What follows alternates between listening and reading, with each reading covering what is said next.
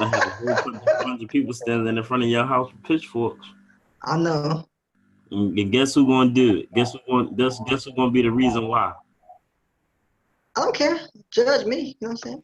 You can judge me if you want to judge me. You judging me? Okay. Experience being with all the brews, Isaiah, for the funeral. Oh. We laugh. I know. Okay. Just no warning. It was lovely, man. We'll talk more about it in detail, but we live now. Yeah. I'm trying to find the live so I can share the live. I just went live on the page, so you should be able to. Okay. At some point. So, all right, we can just go ahead and get started. My hair looking like I feel like I'm a rag doll today. It's doll for those people who are not from Chicago. But in Chicago, we say doll, so don't judge me. Rag doll. This is true. Okay. This is true. All right. So, welcome everybody to another episode of Love Language, the Round Table. Yeah. Today's topic, I've been waiting to talk about this for a really long time because the side conversations, like with every other topic among Black people, the side conversations ain't gonna cut it. Today's topic is Three is a Crowd, Polygyny in the Black community. And look, quick disclaimer, this platform is, I'm gonna mute y'all real quick. This platform is meant to be open to everybody in the Black community, so it's not necessarily a faith-based platform. However, the topic that we're talking about today will inevitably lead to some scripture being read, excuse me, by whatever. So just that's the disclaimer for that. But I think in the description it also opens up the conversation more, because whether or not we believe in a God or not, or practice any specific faith, I think we should, if we're conscious enough, I mean, conscious doesn't mean like you literally are breathing right now, you would, this wouldn't be a shock, that this wouldn't be as much of a controversial topic as you might think it is. If you just sit back and look at your own personal family, you'll see these practices, they have permeated our generations for a really long time, especially in this country. So that's my little, I'm trying to make it short, but I just wanted to throw that out there. So I'm gonna read we're live on Facebook also. Feel free to comment, join us if you want to be on it. It's always an opportunity to do so, especially the women. I know it can be kind of weird being on here, especially in the Hebrew community, where the woman is often told or often made to feel like she shouldn't speak. So I understand any kind of trepidations you might have about speaking up, but we want to hear your thoughts, because the conversations happen in the corner. So it ain't that you don't have an opinion, but so if you want to, again, it's always voluntary. If you want to jump on, let us know. There's a link attached to the description portion, the details portion of the video, and you can click on that and have your face on here, or you can just type. You can have the video off and just have your voice. So however you want to do it, and then you can put your comments as well in the live stream feed, because we do want to hear your voice. I think I said voice 5 times. I'm gonna stop saying voice. Okay. So details, right? So it says, while commonplace in cultures all around the world, polygyny, that is the practice in which 2 or more women are married to one man, is a controversial one here in the United States. But with common terms like baby mama and side chick permeating the Black vernacular, is the concept of sharing a man really that taboo? Do you agree with polygyny as an acceptable lifestyle? Why or why not? Would you consider entering into a marital union where you have more than one wife, or where you are not the only wife? Are there benefits to polygyny? Is it even possible to have this union given our collective social status here in the US, or is the practice too archaic to work? So that's a whole bunch of questions, but that's the Mika, you wanna? Okay, I'm gonna try it. Hopefully you. Let's see. Is she gonna join in? Yes, it was a lot of Mika.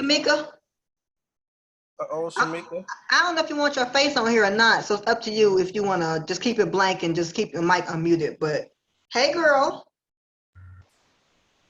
Can you hear us? If you don't know, Shamika, you are muted at the present moment. So if you're speaking, there you go.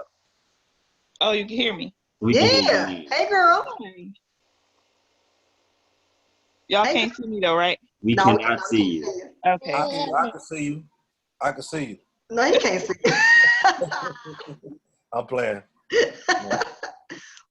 So, um, so those are the initial questions. Shamika, we often start with some initial thoughts. So feel free to jump in and out, Shamika, as you feel comfortable. It's on you. So, okay. So, Isaiah or Shema, either one of you all want to start with some opening thoughts? Yeah, I'm gonna be real quick, cause y'all know I'm doing my sliding back and forth between screens. Um, real touchy, real touchy conversation. Interesting one. One I've been wanting to talk about for a while too. Um, where do we start? As far as our culture, a lot of people, when you say a polygamy, anything in between, people raise their eyebrows and like, where you coming from? Why speak on this thing? Oh no, how dare you? I'm not going to share my man with anybody, type of thing, right? But yet we glorify songs. I don't remember the singer, Tamar, me, Shamika. Maybe y'all might know. Maybe Shema, you might know also. But maybe like 2 years ago, there was a song when the girl was glorifying having a dude on the weekend, and like, you know, the other woman could have him, the rest of the days, but that time was reserved for her. I forgot how the song goes, but it was real popular. It was like everywhere, and I was just like, what?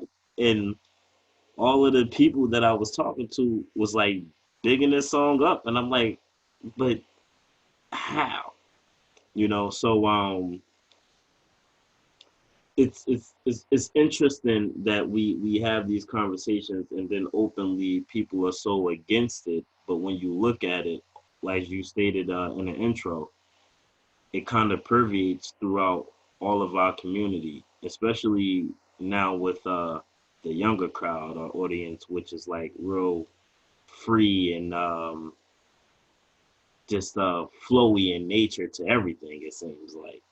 So I'm looking to see what are some of the perspectives once we lay down some guidelines to what this stuff actually means, and how does it actually affect people's lives. So I'm gonna leave it there. I'm gonna let Shamal kind of pick things up, and we keep it moving.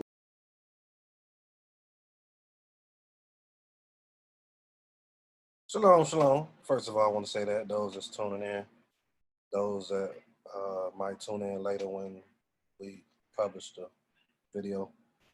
Um, this is a very interesting topic. I talked to a few people about it. Um, some for it, some against it, some neutral. Um, I personally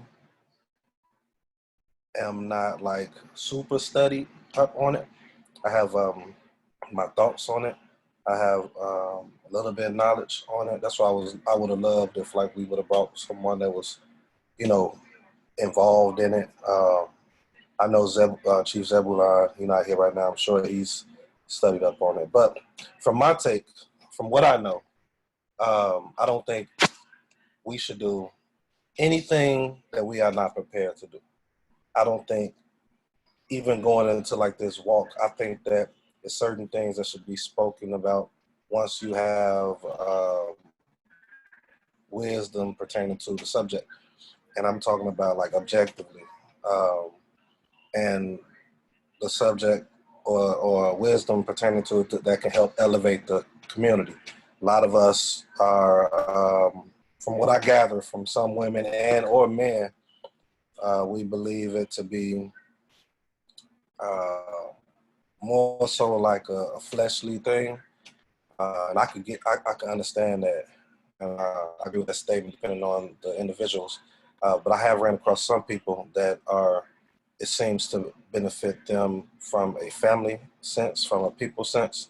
I was talking to someone, and something that to me that was powerful is a lot of times we get on these type of platforms and you see people going back and forth and banging heads about it. We just don't do that on this platform. But what she did say was um, that type of discussion should be left between um, a potential husband and a wife, and like those that are close to the potential husband and wife that mentor them um, in the righteous way, so to speak, because they are the ones that's going to be involved in it. And I was like, wow. And I might be saying it a little different, I'm sure, but when I received it, I'm like, the way it was said was profound to me. So I just wanted to open up with that, and I can't wait till we get to the questions so we can really dive into it like we normally do. So that's my opening right there. Yep. Shamika, did you want to say some opening words? Yes, I'm trying to get rid of this chunky monkey real quick. No, it's all good, but I didn't want you to feel like just feel like you can jump in whenever you want to. But so I probably keep saying your name if I just to make sure you're not excluded. So go ahead, sis. Oh, and I So love you. I love you. I love you more. Yeah, girl. Say my weird. So I don't disagree with it because it's not really my place to. It's not for me, but I get the people that it's for. But I also seen it on a lot of different sides, which makes me feel like it's possibly not for this time. Because number one, you got to be able to afford it, and a lot of people who do it can afford it. And like he said, a lot of the people that I know are looking at it from a fleshly side. Somebody actually said that a female, though she has a lot of eggs, can only carry one baby at a time.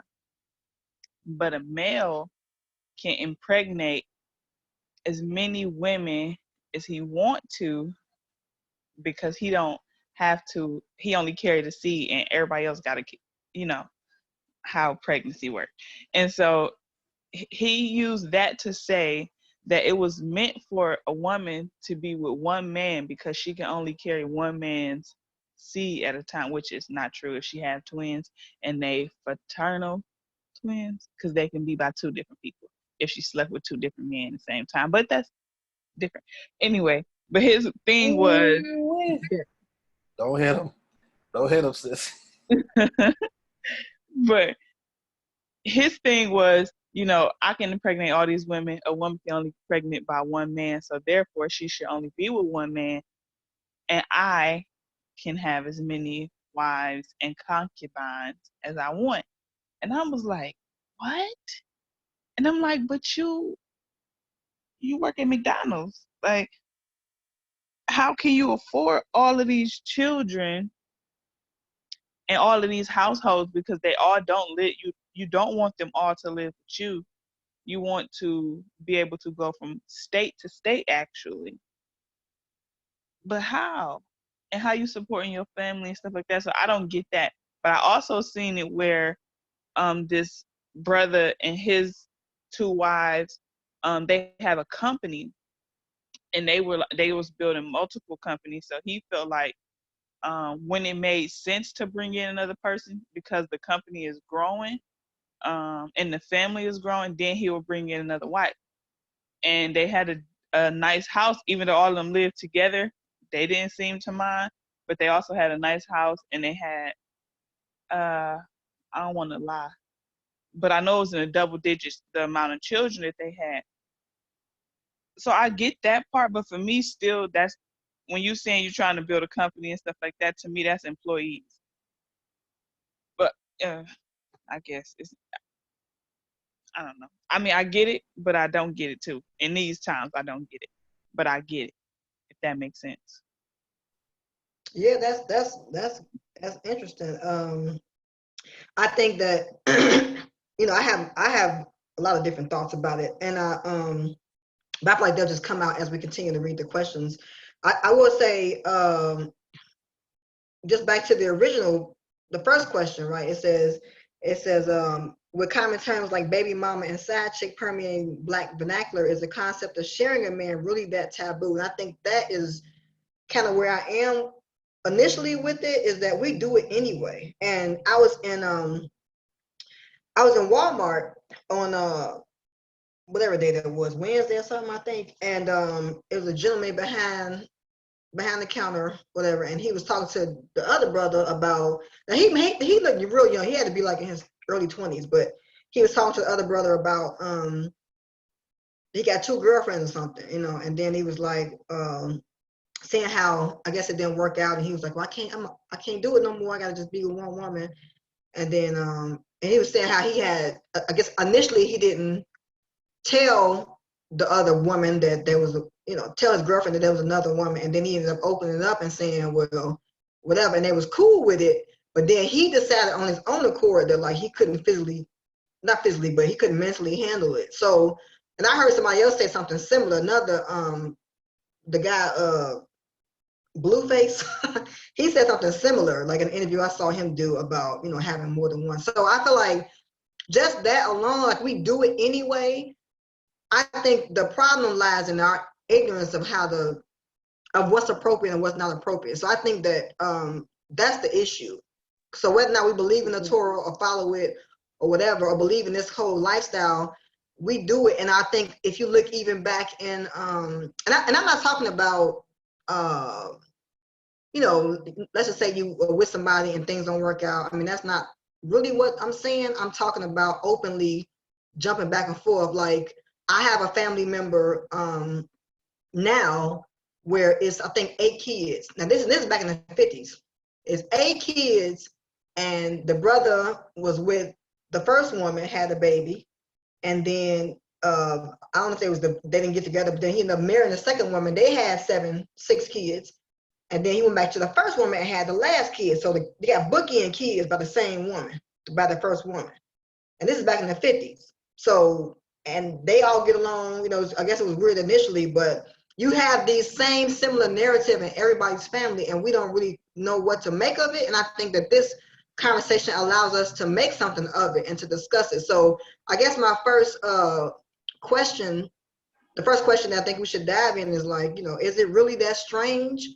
Setting apart the whole Hebrew thing, because I think Hebrews, we do stuff ASS backwards anyway. We're not a good example of nothing. So if you just look at yourself as a Black person and look and see stuff, is it really that odd of a construct? And that's the first question. I don't know who wants to jump in on that. So I'll jump in.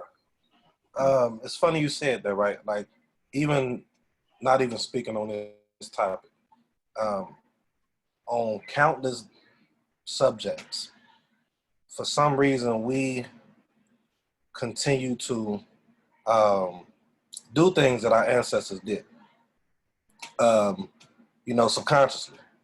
subconsciously, right? Yeah, subconsciously. We do it. Like, even with Hebrew names, like my cousin, they named their daughter Kaliah.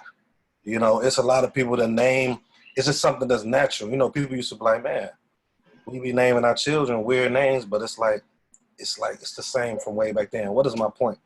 My point is, even in this narrative or this subject, it's just like, it seems like it's a continued process. It's like something that is just natural for us to do. Not saying it's right.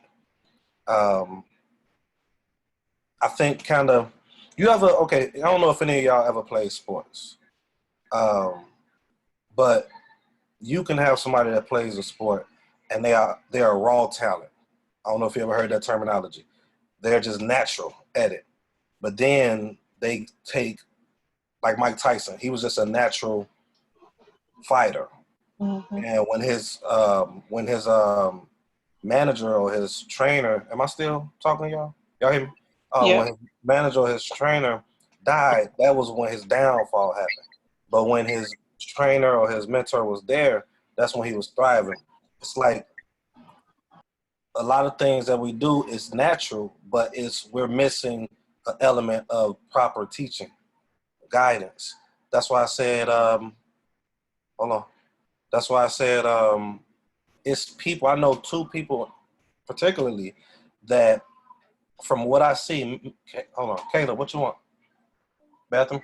But what I see is, from what I see in them, it seems, now mind you, I haven't studied this fully, but it seems that it's working out for them. But those of us that's not in the community, like you were saying, and just naturally doing it, jumping from woman to woman, and the women being okay with it. Hold on. This man did not close the door, y'all. Use the bathroom, gonna keep the door open. I'm sorry. I'm sorry. But go ahead, somebody else go. Just threw my whole train of thought off. Okay.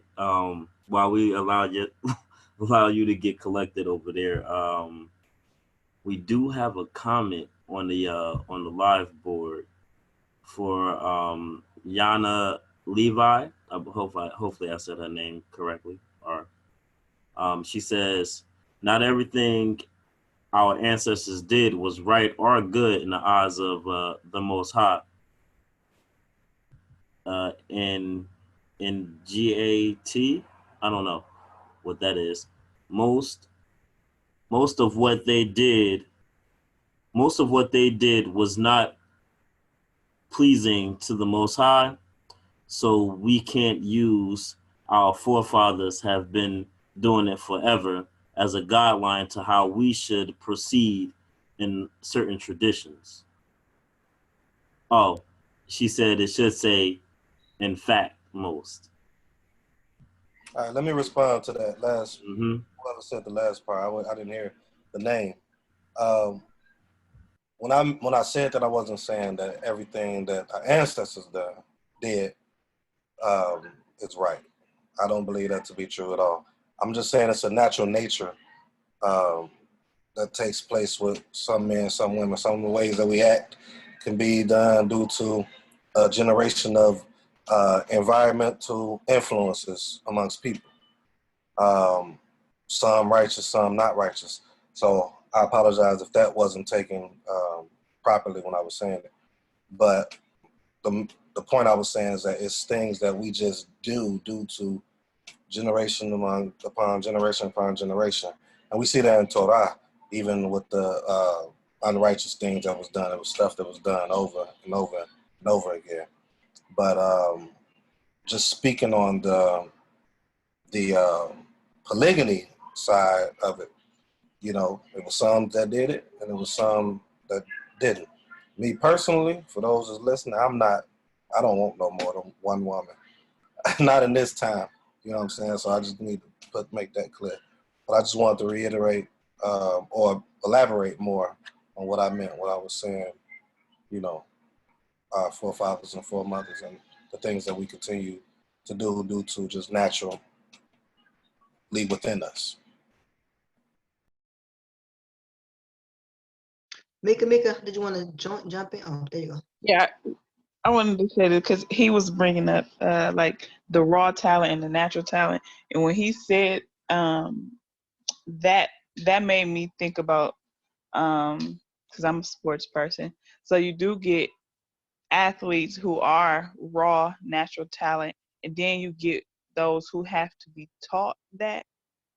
So in some ways, it seemed like um, for men to have more than one wife was a natural thing, but then we had to be taught like to be with one woman or to be monogamous. That's what it seemed like. I like that. I like that.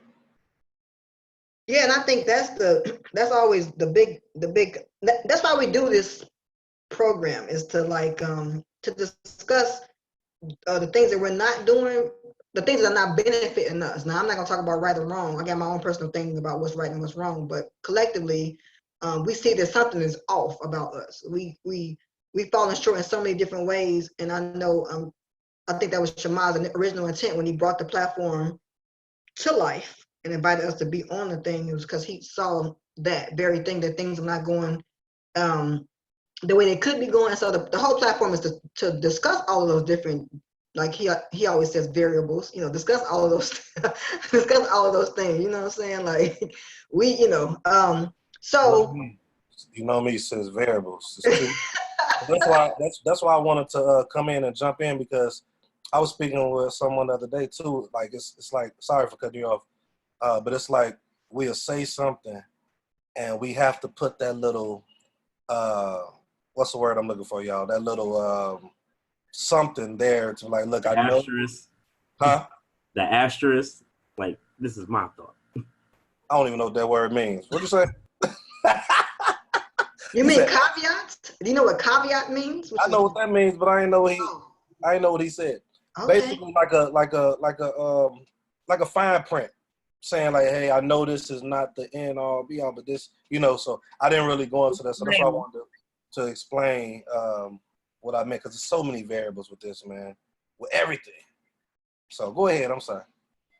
Yeah, no, it's good. I'm just gonna go ahead and I thank to everybody that's tuned in, that's commenting on the live stream. Please let us know what you think. Again, we know this is a touchy topic, and but we hope to hear everybody's voice. You finna say something, Yeshia? I wanted you to repeat the first question again.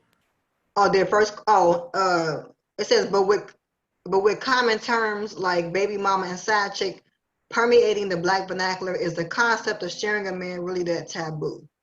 So is it really that weird of a construct that you would have more than one woman? Yeah. Just going back to what I was stating earlier. Oh, by the way, the song was called "The Weekend" by SZA. We don't know what that is because we're in our 40s, but continue. Oh my goodness, I could have sworn. Excuse me, ma'am, I'm a good 30. Hey, Isaiah the baby out of all us, Right. All right, we not about to do that today. Millennial, you're a millennial. Oh my goodness, I just got called. Oh my God.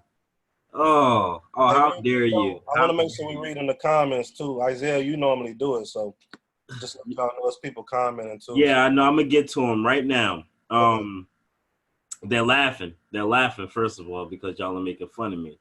I am not that young. But what I will say, 30? Are you under 30? Oh, that's what we about to do? Can I complete my thought, please? Go ahead. Right.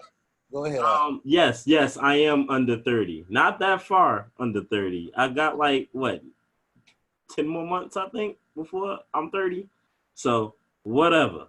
All right, the point that I'm trying to make, when you go and say, is it uncommon? Is it that taboo? Taboo, yes. Is it normal? Yes. The problem is, which I'm quite sure we're going to get to, is the morality and the way that it's introduced and handled. Right or wrong, I guess, is an avenue that we can touch on once some of the scriptures start getting pulled out. But and to that effect, I believe we have a comment about it. Let me scroll up here. So I guess we're gonna touch bases on that. But like you said, with the gentleman at the grocery store, at one point he told the brother or the guy that he was talking to that he had to let them know. So at one point he was doing this in secrecy, which to me is the very core of the issue behind these conversations and what makes it taboo. Yeah, but and he went on to tell the woman that he was dealing with of their situation. Now I don't know if they were boyfriend and girlfriend as far as, what we consider things that would be done in a marriage or not. But as you were stating, these things are, I'm not going to say just normal within our culture. We see this as far as, especially with the quote unquote millennials. And even before that, we see this as a steadfast and human society all over, no matter what racial demographic or any other demographic you fall under. Even some of these religious paradigms, I could even remember a church which in normal stances would not have agreed upon is the pastor of the church. I'm not going to mention the church or the guy's name. Um, he had a whole mistress and a whole nother family on his side, not once but twice.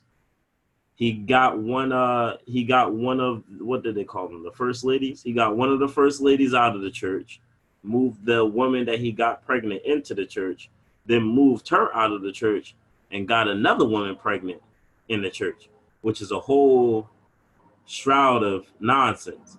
But that's where I think a lot of the pushback comes in, because people aren't handling it in the right way. People aren't being honest. People aren't being truthful.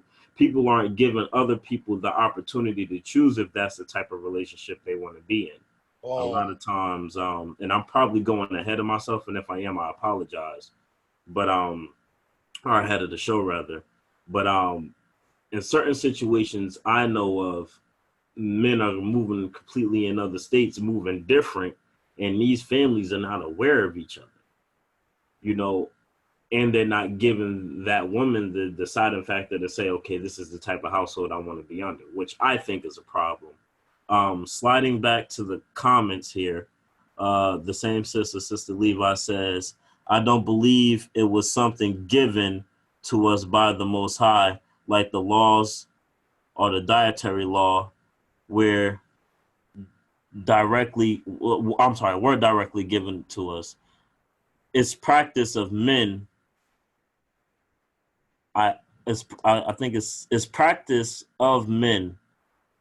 Then she says, I definitely believe the way it is being practiced. I guess she's saying the way she believes is being practiced is not pleased, and that's pleasing. And that's because I asked her, does she think the concept of polygamy or having multiple wives is pleasing to the Most High? So she's saying exactly what I'm speaking on right now, which is more so that She also said adapted traditions too. Oh, yes. Okay. Okay. So traditions, basically. Yeah. So she believes that may have been pulled in from other cultures. I'm taking it. So yeah. Right. So that's even another conversation we can have also. But because other cultures wanted a king. Right. I mean, they had a king. Exactly. And that wasn't how we was operating. We wanted to be like the rest of the culture. So what she's saying is not too far. That is not too far-fetched. I agree. So I know I kind of went on a bit of a tandem. I'm going to kind of yield at that and just say I think the unpleasing part is our behavior in a manner. So I'm going to yield off of that and let any other person speak. Okay, I'm gonna jump in unless anybody had anything else they wanted to say about that last thing. So we're just gonna cut to it. Do you or do you not agree with polygyny? Let's just bring it out. Okay. Yeah. What if we want to be private? Are you down for it or are you against it? Maybe you already said it, but I don't know. Shema, you didn't create this platform for us to be too. I know I didn't. I know we gotta. I know we gotta. I could go put first. Stuff out there so it could cause conversation, but righteous conversation, good, mellow, balance. Here's my answer. You say, am I for it or against it? That's what you said. Mm-hmm. Yes. I'm not doing it. I mean, at this point, I'm not doing it. You know what I'm saying? In this lifetime, I only got one. So like, I'm with the sister Shamika. I don't know if it's for this time. Now, there's some good arguments out there from people as to why it is. But if you're gonna do it, it goes back to what the brother Isaiah was speaking on, and a lot of people speaking on. Most times, what we hear is on the brothers. I'm sorry, I'm a brother, but on the brothers, they secretly behind the woman's back do this. They need to understand that the woman is, to me, to me on the same platform as the man. I know people want to use scripture. I can counter each scripture you use. All scripture is good. You better watch that stone that's gonna come to your head. I'm not worried about it. I'm like the Matrix. And I come back. You know what I'm saying? You know, so it's like they had rights as well. Like, perfect example. I think I put a post up a little while ago. You couldn't get married. I mean, the woman had the choice to marry in an arranged marriage. It wasn't just, here, we're marrying you, this is what it is. That's not in our culture, according to Torah. So it's the same sense, in my opinion, with polygyny. When you think of, correct me, I always get these names mixed up. I think it was Abraham and Sarah, I don't know who it was. Who was it? Was it Jacob? I forgot. But it was one to where he was told to take on someone by her. It was her decision. It wasn't his. That's Abraham and Sarah. You're right. Abraham and Sarah. It wasn't his. My point is, you should not be, if you're going to do polygyny, and here's my answer. It's not for me. If I get someone and that is something that, you know, she believes in, it's going to be a lot of talking, a lot of conversation, a lot of seeing how we're going to do it. A lot of things needs to be set in stone, and the contract needs to be in place, and we need to abide by that contract. And we need to revisit that contract. You know what I'm saying? Y'all know how big I am on contracts. And the first order of business is, do not go behind a woman's back. That's the first order of business. Every conversation I hear about this, the number one thing that I hear from both men and women is men going behind the back of the woman. Getting to know a woman, well, you know, I got to get to know him first before I bring him to my wife. No, you don't. I mean, if you want to, I guess that's what you're doing, but that's not how it's supposed to be. That's already deceiving your union. So I'm not for it as far as my individual walk as of right now. You know, I meet someone, that's what they want. We got a lot of talking to do, but I don't know if I can handle more than one woman. So the way today's society is, I'm sure women feel up, you know, similar about us men, but like I can't have more than one. I need to just focus on you. I don't want to. Nah, I'm straight. That's it.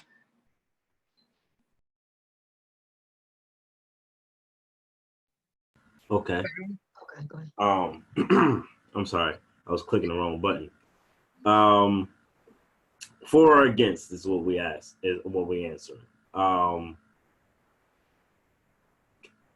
I would actually say, and it's funny because my mindset has shifted, and I would say the past 2 or 3 years, looking at the pros and the cons of this argument and how often it comes up within the community. So I would actually say I'm for it, whereas and I was against it. Am I currently practicing it? Absolutely not. But at the same time, I do see the benefits when done correctly. So I would put a big, if they were, what's the word? It's not addendum, but I will put a big kind of Caveats? Can we use that word now? Can we start using caveat? That's what we want to do it? Okay. Let's use it. Come on. Okay. King's English. So I would throw a caveat out there and say, under the guise of it being handled correctly and that male acting with I guess a moral compass, and as Shema said, not behind the wife's back, because even when we look in the book, most of the situations where we see it, especially early on, the woman kind of made that choice with Abraham and Sarah. She made that choice to bring Hagar in. It wasn't him. You know what I mean? And when you kind of look up like pros and cons from a psychology standpoint, some of the major benefits are seen through the perspective or the eyes of the woman, which I guess we can kind of fall in line and look at that. Eyes of what? Hey man, you talking like you about to make an R&B song, man. We can't hear you. The eyes of what?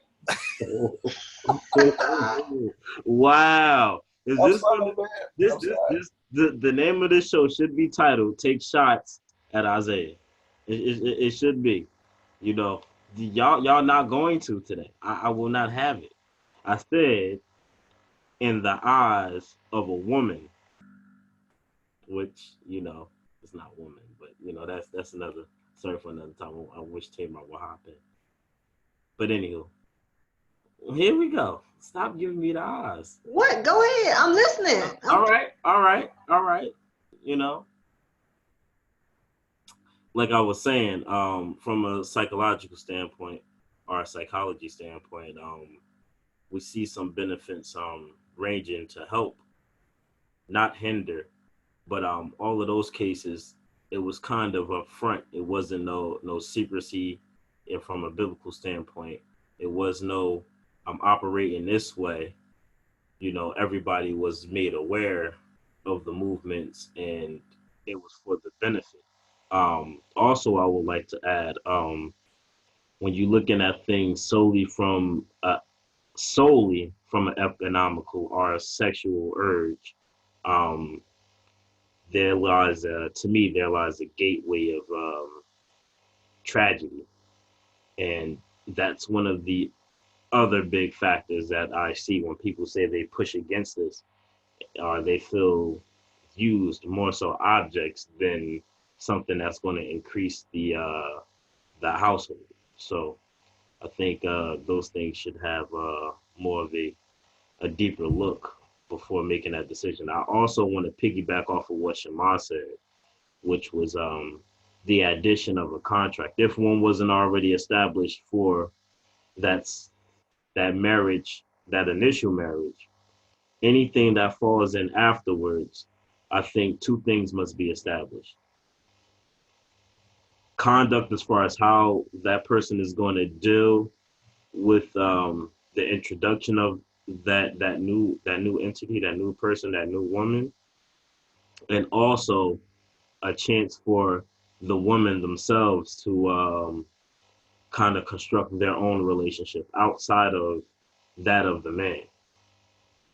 If these are going to be singular households, then I think it's important for the woman to kind of know who's going to be around their children, etc. Whenever we talk about baby mamas or things like that, um, scratch that. I'm gonna put it like this: bring in a personal moment. When I was a child, my father, my father had me, my brother, and my sister. My brother and my sister, they have the same mother. I have a different mother. When my father, so I don't necessarily know what my brother's mom and my sister mom and my mother, I don't know what their relationship dynamic was through stories that I heard.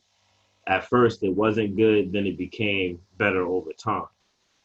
But when my father got married to his wife, um, before he passed, um, my mom and her did not rub each other well at all. Um, if she's watching, hello, how you doing? My mom, of course, we all know my mom has since passed on. But I remember my mom sitting me down and was like, "You're not going to, not necessarily bond with her." That's kind of what she was getting at. But she's like, "Don't call her mom. If she tries to make you do such and such and such and such, you tell her I said no." And that was, my mom and my pops had no more real dealings with each other, I guess, on a peaceable sense. But looking at that situation and then looking at situations when men who do have more than one baby mother, if you will, you get that same sentiment where the woman, because of some actions that the man had did, they are no longer trusting each other, or they can't trust each other, because there's resentment in all different types of avenues and ways. It's important for them to have a relationship, a positive, within themselves and between them and that man. And each one has its own individual relationship with each other as well. So hopefully I said that in a way that makes sense, but I'm a yield at that point and let somebody else talk. Hey, before we go on, because I want to, Shamika, I don't know if she has something to say, or but I want to read this real quick. Yana Levi said this, and this is some great points. Can y'all hear me? Hold on, am I mute? Oh, I'm live. Okay. Yep. We can hear. She said it should be mentioned that Sarah only did that because she thought she was barren and couldn't bear forth children, and no other reason, but for not wanting to deprive her husband of offspring. Abraham did not desire any other woman, but he desired a child. The Most High even told him to listen to Sarah and send Hagar away and not to be hearted about it. But this was all about offspring and no other reason. And you know what's crazy? That's a great point. That's a great point. And then when you think of like the Torah, I think it's in the Torah. I don't think it was outside of the Torah when they was talking about the king and the advice that the Most High was dealing with them about as far as the king should not have That's Deuteronomy 17:17. right many wives. You know, so it's like it seems like not again. This is not knocking the people that want to do it or is doing it or whatever. But these are some good points. You know, Abraham is looked at as one of our greatest forefathers. You know what I'm saying? And like she said, he didn't desire another wife. He didn't desire, and the reason of this taking place was, like she said, she thought she was barren. So that's all I got. Tamar or Shamika, if y'all want to speak. Yeah, you made a point that I was about to say about the leaders not having more than one wife, but all the leaders have more than one wife, or a lot of them. And so to answer the question, I'm not against it for anybody else, whatever floats your boat. But as for me in this house, I can't do it. I ain't set up like that. My mental ain't set up like that. I forget she a second wife, and then it'd be on the popping. So I can't have that on my spirit. But I do feel sorry for like some of my sisters, because I know too many sisters who got into a relationship with somebody who they love dearly, and a year down the line or just some time down the line, depending on who their husband has grown to affiliate with or whatever knowledge he may have come across, are being forced to have either lose their husband or gain a sister. And they completely don't want it at all. It wasn't in the original conversation. And I know some sisters had these conversations like, I ain't for multiple, and the husband was like, oh no, I'm not either, I'm completely for it. But now the marriages are in turmoil because this brother now desire another wife. And some have actually, I know at least two that have actually went out and got another wife, regardless of what their first wife is feeling. So now she at home and she heartbroken, and it just ain't right. So I don't agree with it for these times. I'm just say that. I don't agree with it for my house these times, but I'm not saying it's wrong. You know what? She said something crazy, not crazy, like crazy good, that I think, I don't know if you put in the questions or not, but she said something about like, how, and I had this conversation too, how a person in the beginning, they both agreed on like, you know what, we're not doing it.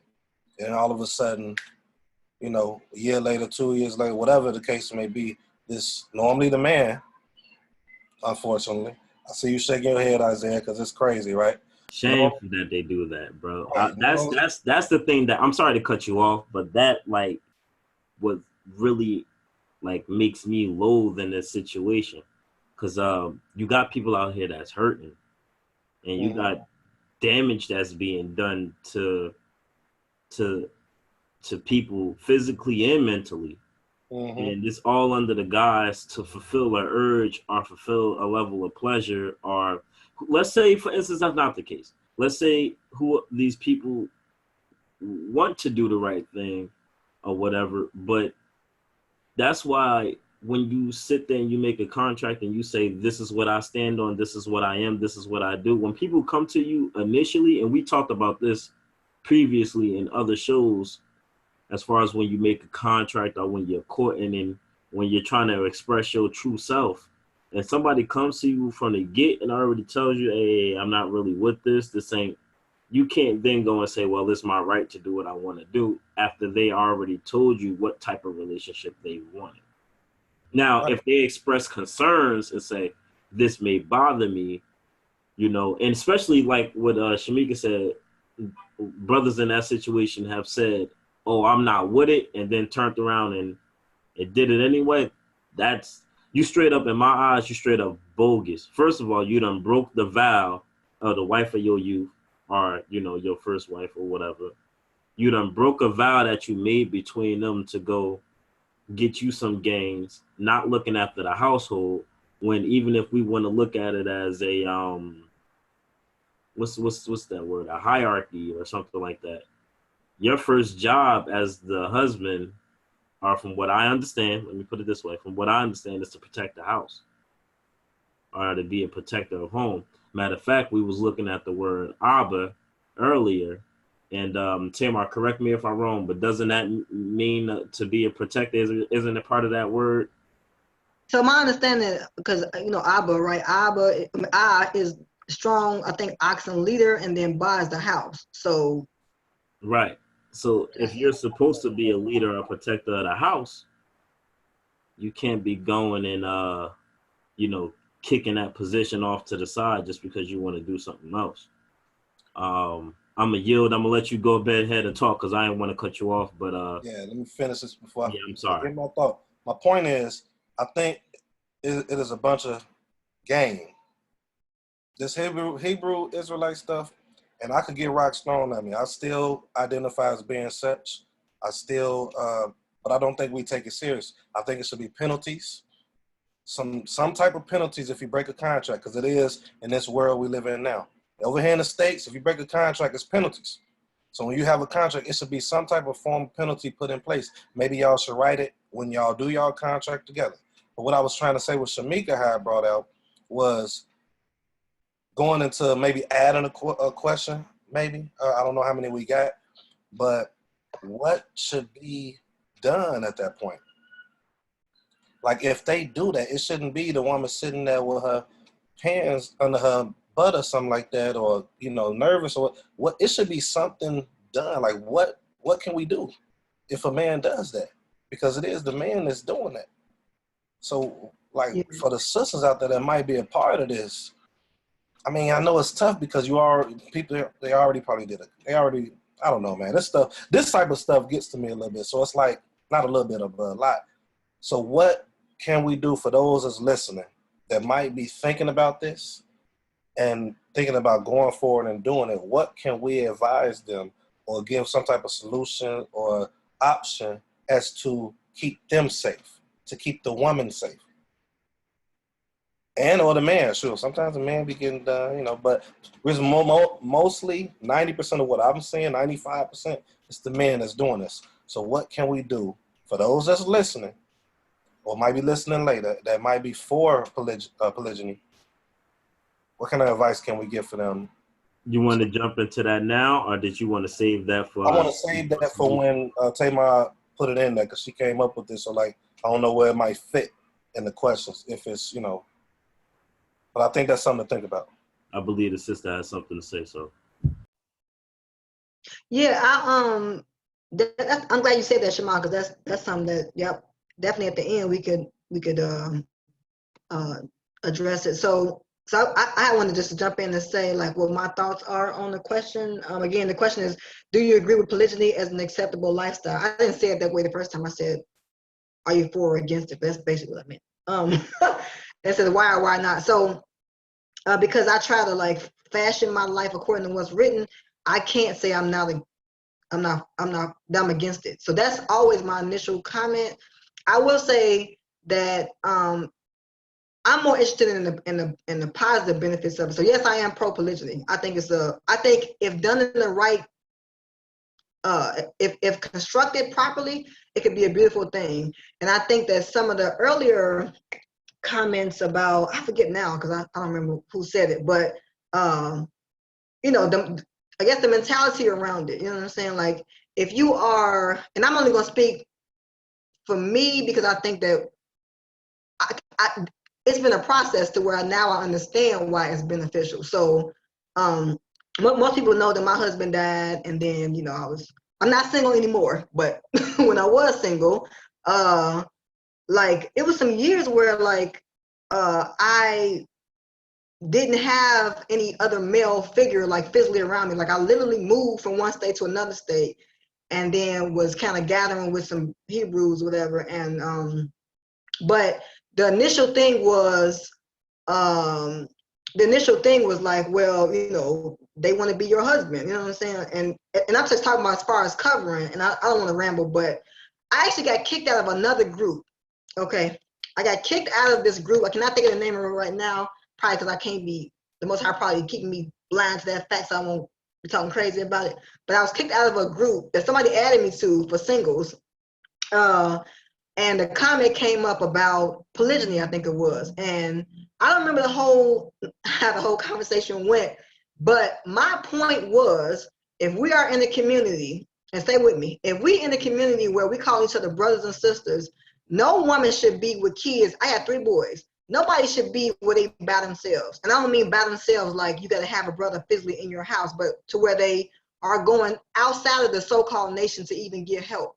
Nobody, and I say it to this day, nobody come and check on me. It's one family that I believe care about my well-being being up here. You know what I'm saying? Out of all of these so-called people who call themselves Hebrews. So I'm saying that to say that something is wrong, right? Where we can't necessarily be brother and sister, because like I think I had somebody say to me on that note that you know, like it's like let's just say somebody, you know, it was somebody's husband. Let's just say something broke or whatever. Let's just say something broke around the house. I don't know. And I was like, well, you know, because my argument was, you know, if something is wrong, then somebody should come and help me, and not just me. But I got 3 boys. You know what I'm saying? They should come and at least be a righteous man figure in front of them, not even a father figure. They got a father, you know.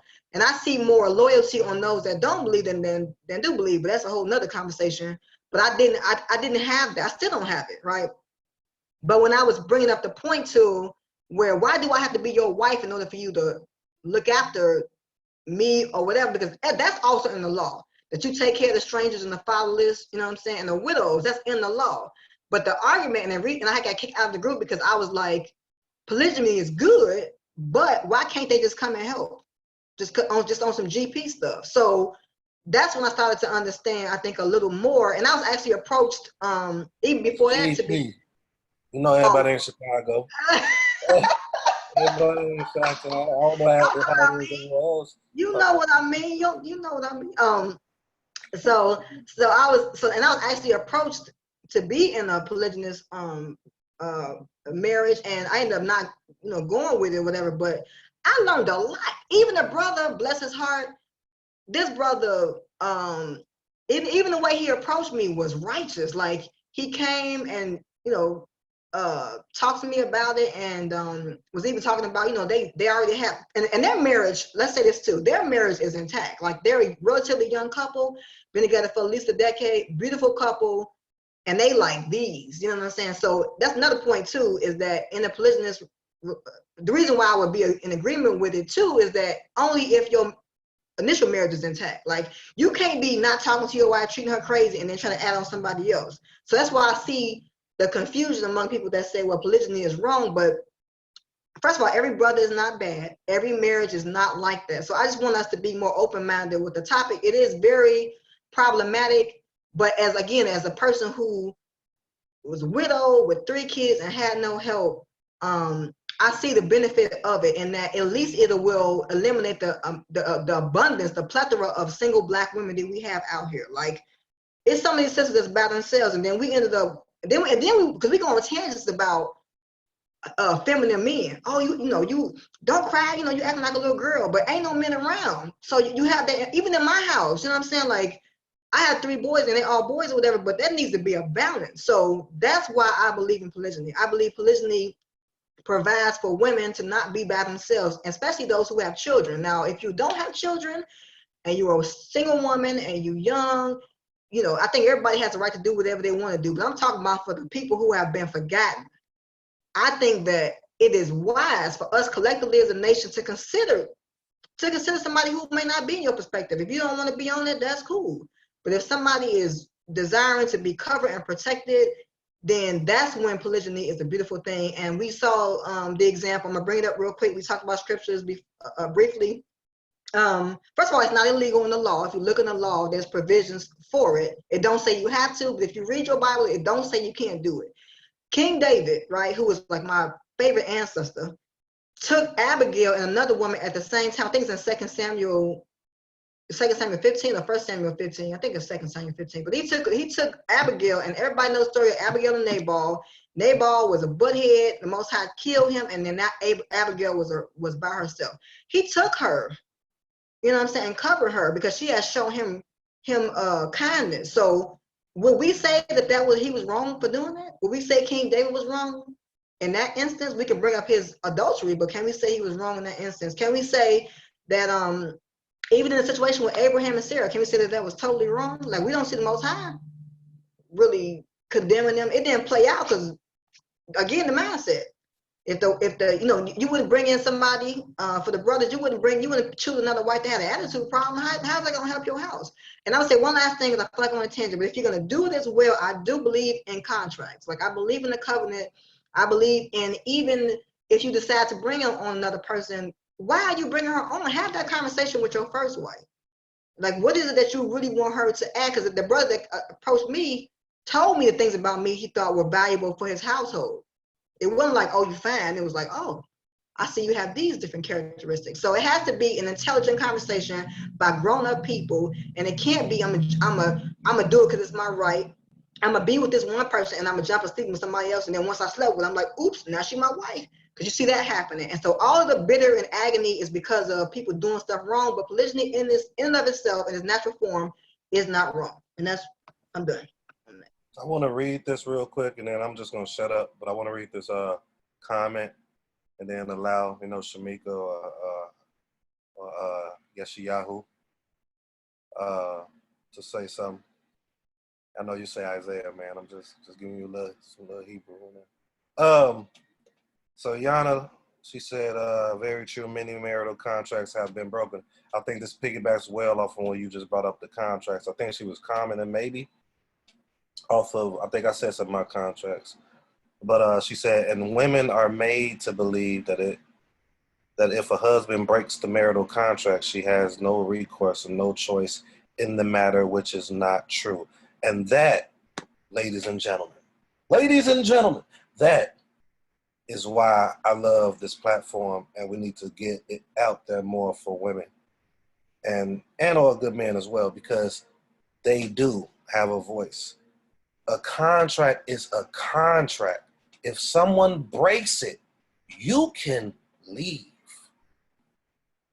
Do not let nobody in this truth, nobody in the Hebrew Israelite community tell you different.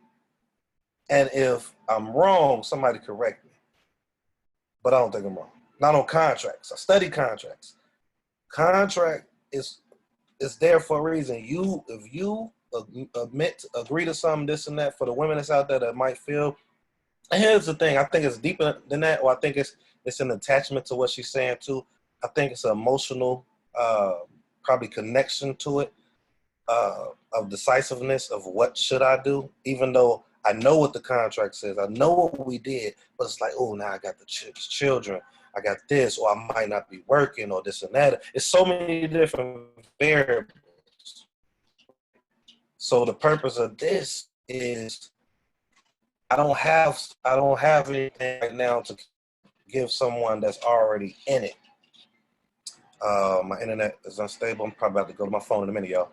But because I'm using this hotspot. Anyway. I don't have anything that I can give a woman that is married right now that might be going through this other than leave. That's the only thing I can give you, and it's hard for me to tell her something like that because I'm not going through what she's going through. But I can give a woman that's out there listening, that's not in it right now, the tools as far as what we're bringing out right now to you all. This contract, abide by it. Do not let nobody sway you. Men too, but women, this is to you all. Do not let any man that you're with sway you. Who cares about how much you love them? X, Y, and Z. You have to, that contract is there for a reason, man. That contract is there for a reason. So this is just, last thing I'm gonna say, I'm just responding to what she said. Women do feel what she said. That's how they feel. So that's all I got, man, for that.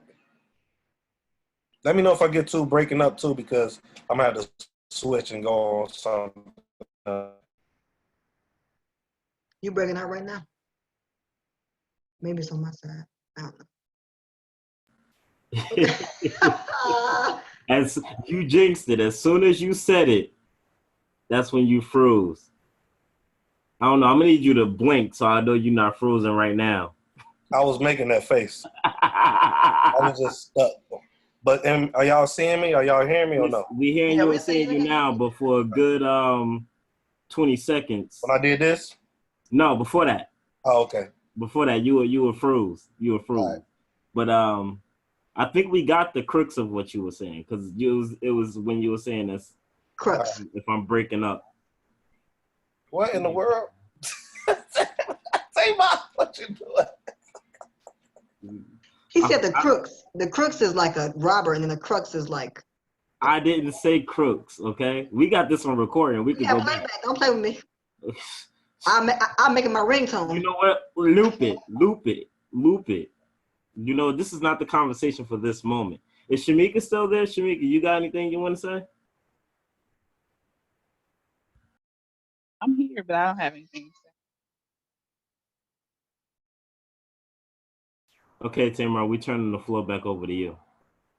Okay. I'm sorry. Let me get my notes back up. So yeah. So I know we can't talk about the rest of the questions. The other question is, would you consider? But obviously, you all don't agree with it. But I'm gonna throw the question out there, and this question is for everybody as well. If you're online, we look forward to hearing your voices and your answers, your response to this next question, which is, would you consider entering into a marital union where you have more than one wife? This is for the men, or where you are not the only wife. It's for the women. So, male or female, would you ever enter? Yes. Go ahead. Yes. Yeah. Oh, okay. I think I got the question. Would I consider it? Considering, yes.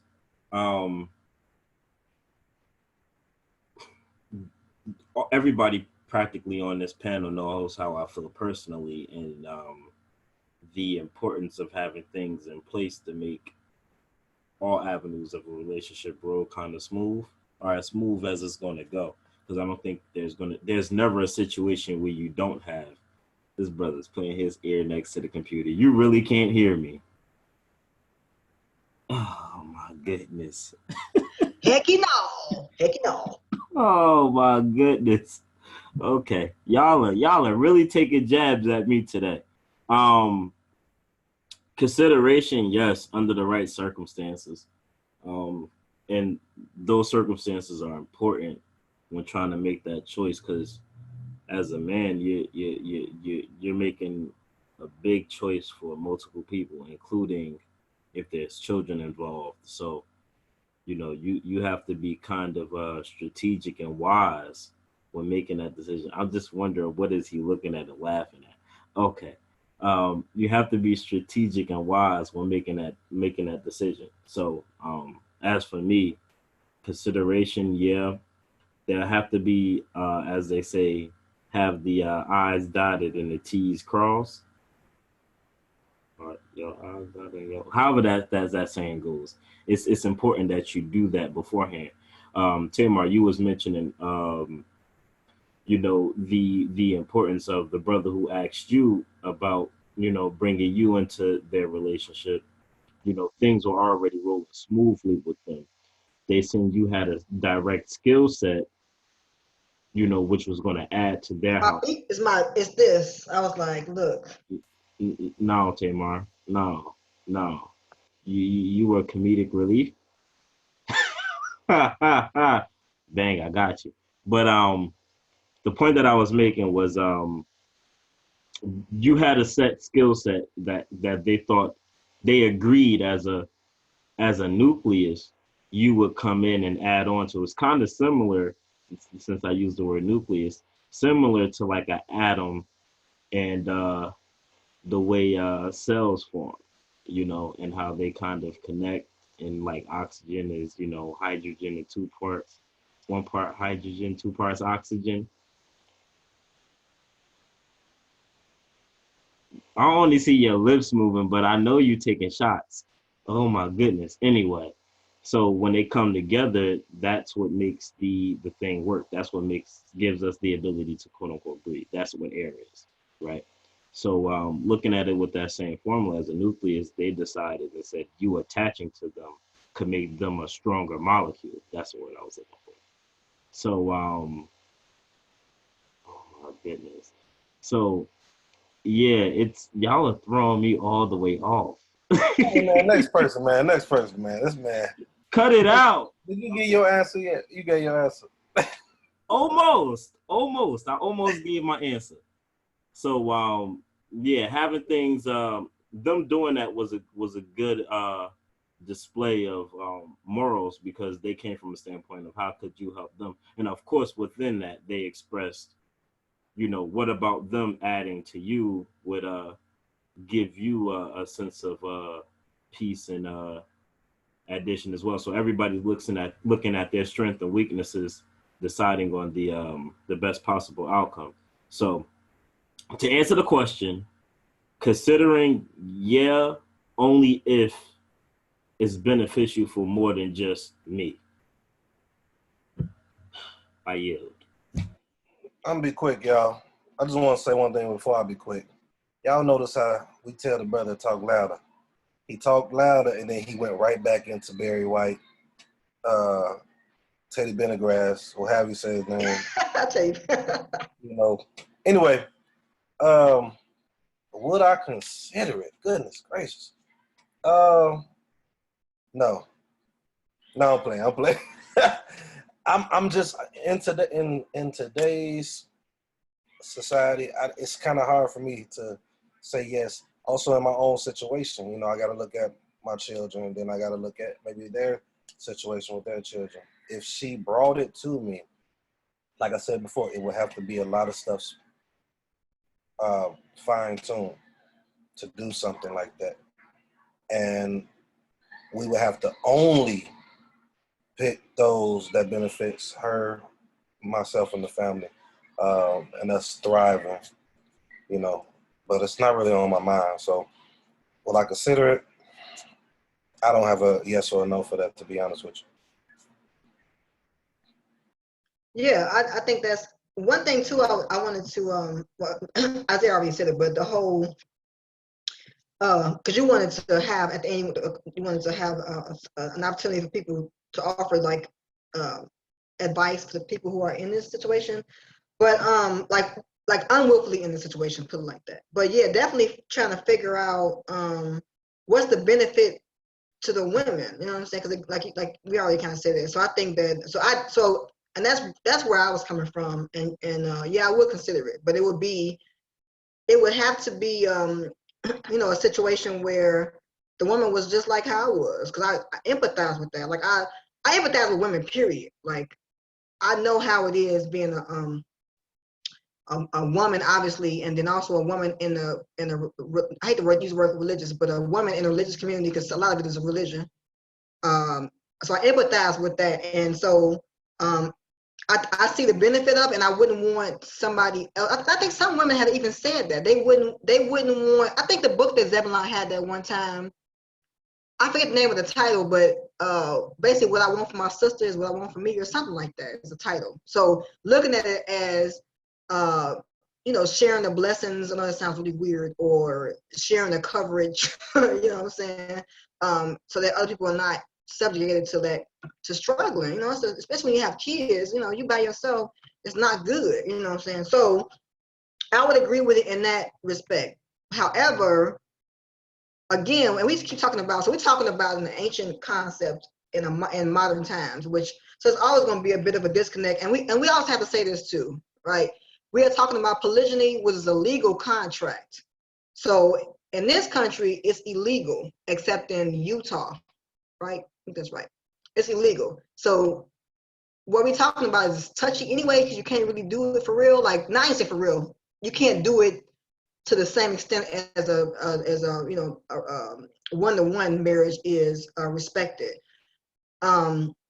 So even with that being the case, I think you need to be even more circumspect when you create such a contract under the radar, because then you have to be people of your word. You know what I'm saying? Like, you can't, you know, even if you write it down, you know, and let's just say, because that was my question. The question in that particular situation where I was approached, I knew the man more than I knew the woman, and that was kind of weird because I'm naturally inclined to men. Like, I love women, obviously, but I'm a daddy's girl, and I grew up with my brother, and I vibe with dudes, just typically, right? So I had to create a relationship with her, and it was weird. And so I kind of like ended up being like, it's like I'm like dating you and him. Now it's weird. So that's kind of how I fell back off. I thought it was a lot of courting, and I wasn't ready to do that. But if it was somebody that I already knew or already had a relationship with, then that would be different. Because there's no reason to be trying to like make stuff fit that already is fitting, you know. But even going back to the contract thing, making sure that the people that's going into this contract are people of their word, they have high integrity. The desire to do so is for the covering of the people, as opposed to, again, just the man's desire. And so, yeah, that would be the reason why I would do it. Go ahead, Shamika. Oh, so at this current moment in my life, my answer is no. But my answer is no because I think it takes a certain level, for the woman, it takes a certain level of maturity, strength, and selflessness. And I don't have none of that right now. Because I've been building with my husband for 12 years. This is my best friend. This is my everything. I can't stand when he tickles my feet, but I love it. But I can't think about him tickling somebody else's feet. You know what I'm saying? Like, those type of things be playing in my mental. So I just ain't there yet on a mental state. Not saying yet like I'm going to get there eventually, because I may never get there. But if the circumstance came up where I had to, like, consider, like you were saying, like a woman who may have lost her husband and stuff like that. Like, that would have to make me sit down, fast, pray, and do some serious meditating. But as of right now, just because I don't have that type of, my mindset just ain't set up that way yet, I'm just gonna have to say no. But I'm not saying that I could never do it. I just ain't there yet. So I'm going to ask you want to say something, Isaiah? I want to ask. Yeah, real quick, because I want to commend her for something that she said. And then I'll let y'all move on. I think it's a beautiful thing that she recognized that within herself. And like, I don't want the viewers to think, oh, just because, you know, a panelist or a person on the show has one frame of thought, that, you know, they're saying is right or wrong for them to have an opposing opinion or viewpoint. So I want to say to Shamika that is great that you recognize that, and it doesn't mean anything negative towards you. That's a beautiful thing, because you know where you stand.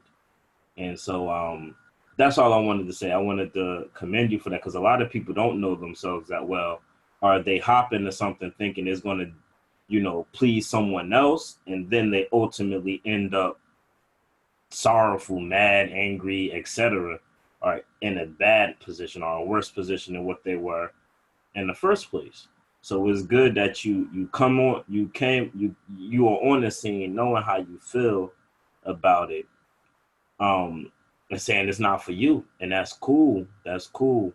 It's like I said, when people lie either to themselves or they lie to someone else to make it seem one way and it's not, and that can lead to some really trauma-filled situations. So I just wanted to, big you up on that. All praises to the Most High, Okay. and y'all can go ahead. Y'all can go ahead. I just want to say that. I just wanted to ask a follow-up question that's not even on here, but I'm just curious. So for those who are not interested in it, like what's the reason why? And I know that Shamika, you said that you're not, you don't feel like you're mature enough. And I'm glad you said that as well, because a woman I did have a chance to ask about years ago about why she was the first wife. I think it's like 4 of them, but she's the first one, and she said it ain't for everybody. And she looked at me like that and said, No, she didn't. But she was basically like, this ain't the life that for weaklings, basically. But I wanted to ask the question, what is it about polygyny that is unnerving? Because I think that is something that should be brought out too, because I know a long time ago, I thought we talked about it, either on the air or off, about the idea of possession. No, we had a conversation about possession. So I'm just curious, I'm not judging, I'm just asking, like, the concept of mine, that's my boo, that's my husband, that's my wife. Like, I wonder, because we see that, and we see that from men. Like, ain't no man like, yeah, share my woman either. So that's definitely that idea. So I wonder, and I don't want to hear anything about the wife as a possession, because that's irritating. You can't read that, but I can't read it unless you want to show me a scripture. But what is it about? Not even sharing the husband. What is it about the husband having somebody else that he cares for besides you, that's kind of disarming? And this is for anybody. Jamon, Isaiah, if y'all want to comment, I'm just curious. So for me, it is kind of possessiveness. Like, I don't necessarily feel like I'm possessive, but just a lot plays into it. And honestly, I think it go back for me to former people in my life. Like, my husband was my first, like, constant thing. Like, my first person who, Yep. I love you and I'm for real about it. So then to, like, build up all this trust and this love for this person, and then, like, us, or how our relationship is, because Tamar know how we are. So how our relationship is, like, for me, I'm a thinker, so I think a lot, and sometimes I overthink things. I'd be like, she's not living here. That's just because I can't see that. I'm such an emotional person. I wouldn't be able to see that, which is why I said I don't think I can handle it, because if you have to have a certain level of strength. Like, I've seen women who stand there and watch their husband kiss their other wife, and I'm like, I would be like heartbroken in that moment. So I can't. I'm kind of possessive, but then it's like a jealousy, and then it's like a I don't want to lose him type thing. Like, what if he like her more than he like me? What if, it's a whole bunch of factors. And then what I don't think other people have considered, maybe, but I just never heard it, that I've considered was my children. My baby's used to my husband being here all the time. And so then if he gone like a few days out the week or something, I'm like, how would that play on them? How would that make them feel? Because you can't take them away from me just to take them with you. So it's like, I thought about that too. Like, how would my babies feel? I know how I would feel, and I don't want to cause no unnecessary stuff and put myself in a position that I know I'm 100% not ready for to please someone else.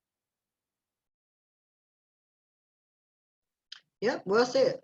Shema, Isaiah, did anyone of y'all want to comment or no? Well, you kind of asked two different questions and then went into that last part being the question. I think the first thing you had said was like, why, for those that wouldn't do it, why wouldn't you do it? And then the next part you asked, I guess, the woman, Why? So you asking me the first I part? mean, no, I mean, this for male and female. Like, for those who don't agree with it, like, what is it about the, beyond you just not being cool with it? Like, what is it about the construct that's disarming, I guess? You know what I'm saying? Like, because you said that you just can't do it. So I'm just asking you, like, why? Is it something that's like, It's a lot of different variables. Like if it would just have to be like perfect. When I say perfect, it'll have to be like maturely thought out, constructed. Um, it's a lot of plays factors. If I didn't have any children and she didn't have any children, it could possibly be definitely a yes for me, because now it's just us to start off, to have that 10-year run that you was talking about, that, to just get that foundation really set. Then after that we can decide we really want to do it, because by then, but if I'm coming with someone, I was already married to someone, I was already with another individual, had children, the same with this woman that I'm pursuing or whatnot, then it's like, okay. And then she's never done it before, which, I mean, that sounds crazy me saying it like that. My point is, neither one of us done it, and now we have children that's older, and now you have to try to present why you're doing it. It's just so many variables, so many factors. And it's like, at this point, it would have to be a dying situation, kind of like what Shamika was talking about, or what you're talking about. It'd have to be like something like that, at this point. I mean, I don't even got a wife yet, so I don't even know. I'm talking. Well, I'm talking about it. it's good though. It's good to have it aired out. You know what I'm saying? It's good to talk about it beforehand. But yeah, that's where I'm at. It's just a lot of variables, children, a lot of changes, being on one accord, maturity, all of that. So I said all of that already, but yeah. It's And I perfect. want to speak on the possession thing you was talking about too. Remember we brought this out on the show. I forgot. I was sitting there trying to, while y'all was talking, bring that scripture I brought out before to you. Remember about the possession, how the Most High said that He's Yeah, our. yeah. That he's our possession. Yeah. Yeah, and I was like, the way that the brothers be bringing it out and all that, it's just foul. You know what I'm saying? But it was a sense of that, and if the Most High, go ahead and close it up. If the Most High consider Himself to be our possession, then and we follow the ways and the instructions of what He prescribed, or what it prescribed for us, then I don't believe it to be anything wrong with having that mindset if you're doing it in a mature way. I mean, because we speak like that all the time. Oh, that's my man. That's my woman. When you think of possession or something that you bought or something that you have brought into your life, you put a lot of time into it. The sister Shamika said she put a lot of time into her husband. Her husband put a lot of time into the children. If you look up the laws, our children is actually our property, our possession. It's a sense of, when you look at all these terms, this stuff has been going on from way back then to now. So it's a commonality or a common thought process as to things that you are dealing with and putting time in and effort and finances and emotions into. They become your possession in a righteous sense, not in a goofy sense. So that's all I got.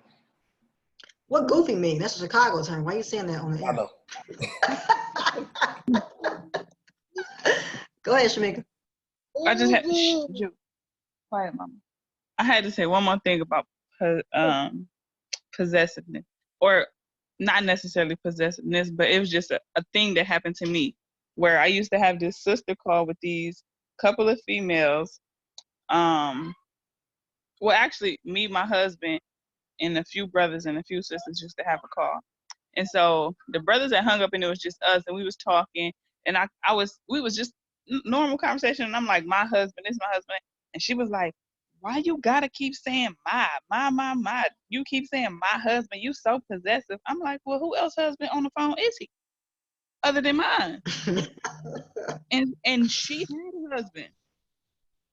And I'm like, and I've been around them and so they have like complimented our marriage and our relationship. But she was like, you so selfish. You keep calling him your husband. So you don't see fit that to share your husband with your sister. Why wouldn't you want your sister to experience that? And I'm sitting here like, but you married, so why you coming at me? And I'm talking about, they went off me on the phone call.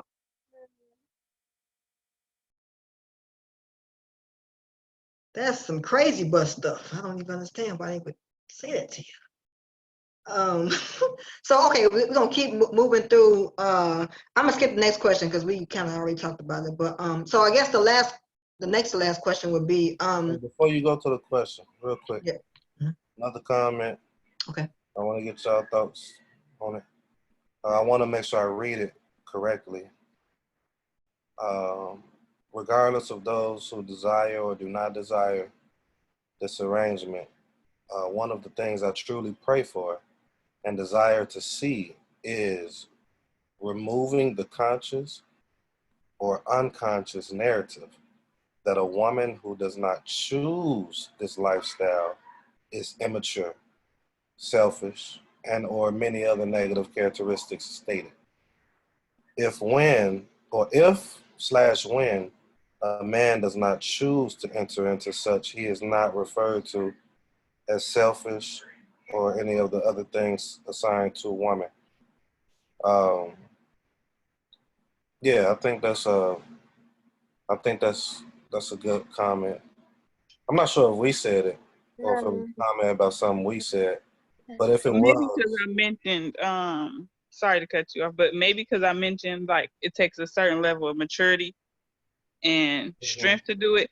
That's not me saying, because I'm very, very wise. I'm not an immature person at all, but that takes a different level of strength and maturity. Not saying that you immature because you don't choose to, because I don't choose to, and I don't feel that I'm an immature person. I just feel like that type of situation I'm not built for. right. And I think the other part of what she said is, and I get what she's saying on the last part. If when a man does not choose to enter into such, he is not referred to as selfish or any of the other things assigned to women. So I get it's like a what do you call that, y'all? When it's like a double standard, so to speak. Right. I agree. Shamika was transparent in saying that she wasn't mature in that sense. Not mature like I'm a child, acting crazy mature, but just like strong in that instance to do something like that. But a man, the flip side of it, a man is not looked at like that. I get what she's saying. Yeah. And we do that in our community. That's said in our community. It's a lot of focus on the woman in that aspect, But I guess you could say too, you would hear somebody flipping like, well, a man couldn't handle a woman having multiple men. Then the next argument be, well, that's not what it's for. It don't matter. But I get that sense of it. So it's kind of like, I don't know if I'm ranting right now, y'all, but I get that second part. And as far as the immaturity thing too, like, y'all know how I don't know if y'all ever follow me when I say stuff like the whole perfect thing. When I say, according to my studies, and this is going elsewhere, but I'm trying to attach it to it a little bit. When we say, man, no one's perfect and all that, and I say, according to my studies, perfect really means more so mature in a certain subject, I guess you could say. So I think that when Shamika was bringing that out as far as that, like being wise, but just on this aspect, like accounting or something. I don't do accounting. I'm not an accountant. So like say if Tamar is an accountant, I'm not mature in that field. You know what I'm saying? I'm not seasoned in that field. So I'm glad she put that comment out there because it's definitely encouraging for those that might seem or feel themselves to be. Go ahead. I saw your hand go up. Yeah, no, I wanted to wait till you completed your thought. Oh, as far as the whole double standard, man, I think it is a double standard. I think that's what she was aiming towards. Maybe I could be wrong, but it is a double standard with this whole polygyny thing as far as a woman's thoughts and emotions in regards to certain subject matters concerning it, and it's not the same thing for the man. And maybe I'm wrong, but that's what I'm gathering towards the end of her comment. Maybe she said something else afterwards. She hasn't. So go ahead, y'all. All right. Shalom, Zebulon. I see he said just getting back in town. Hey, Zebulon. Shalom, Zeb. I just wanted to piggyback off of what you were saying. First of all, I think that was a good comment by both sisters, Shamika and the sister who laid that out on the live. Because it's important that you kind of recognize both aspects. I kind of think in the first part it was just coming from a point where because this is something things I heard from other women and men, kind of mistreat people who don't agree with their viewpoints, which is why I kind of said what I said a little earlier ago, because somebody could take that like how I don't know if this qualifies for that point, but when she was on the phone with the sister and the sister was kind of coming at her for her expressing, you know, the way she felt about her husband or what they were talking about. You know what I mean? And on the flip side, like how you said there's a double standard, even with men, I've seen posts in the past about this subject that men would make men who don't agree or men who feel like they don't need to extend themselves in that way, make them feel. I've even seen things. I'm just gonna come out and say it. Hopefully, this doesn't. This is the wording isn't too harsh. I've heard men be called homosexuals. Me too. For only wanting one wife or only feminine spirit or feminine what they feminine feminine spirited too. I heard that too. So what? So it's like what, where, why, and how? You know what I mean? Like who decided that? So it's good that these type of comments are out there so we can kind of see that they're like this topic that we're talking about is not, it hasn't, I guess, importance. It has a necessary function, but it's not a necessity.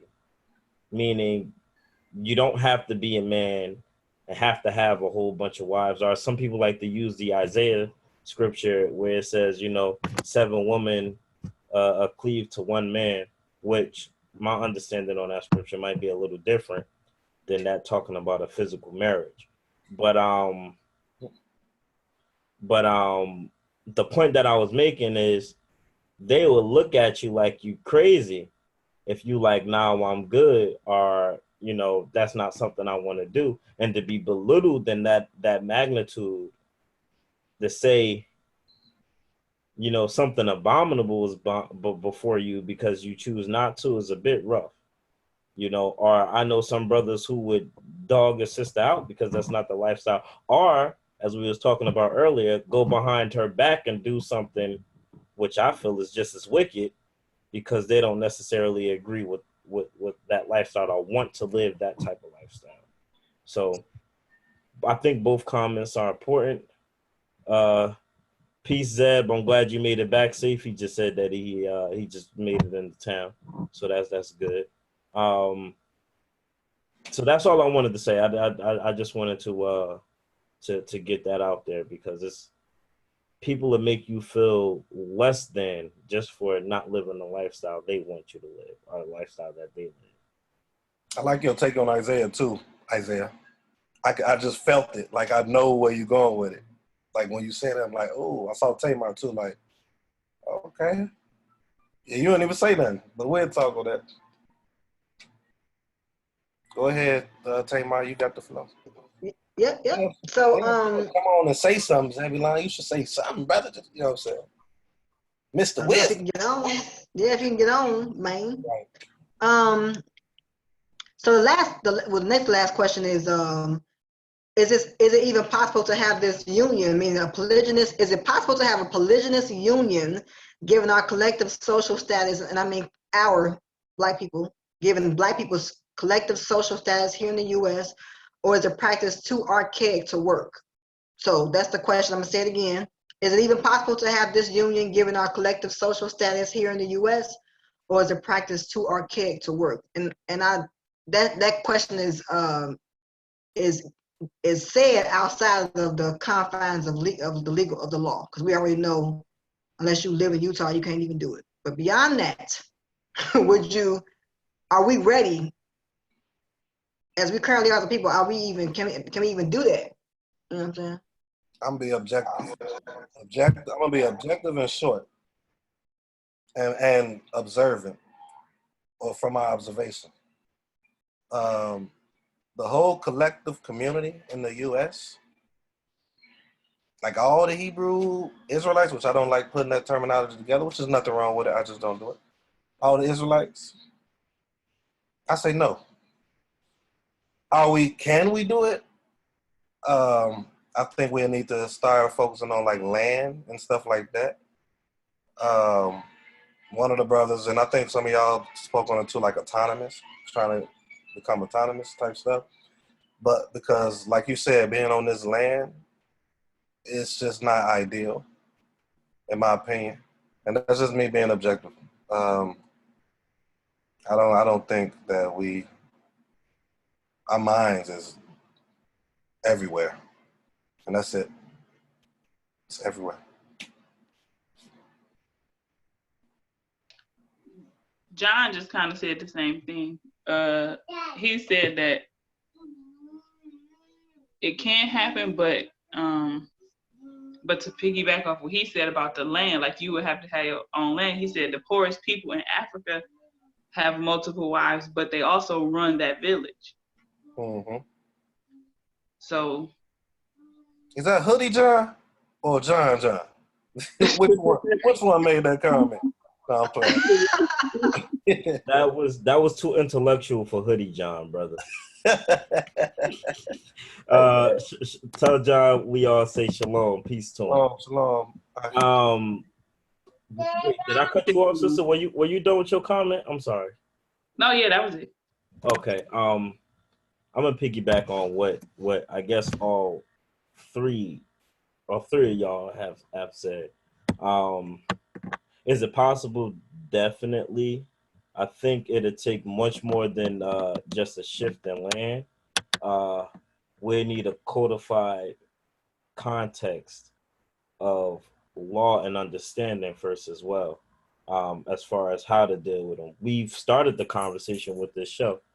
Hello, Coco. The dog just popped up. We started the conversation, but as far as guidelines, rules, and regulations, even when we get to the solutions part, which we will be arriving at momentarily, it's definitely important that we have those things set up. So for now, as far as on an individual case, I think once those things are kind of set on how, when, why to do it, I think we can see it implemented and work in small fashions.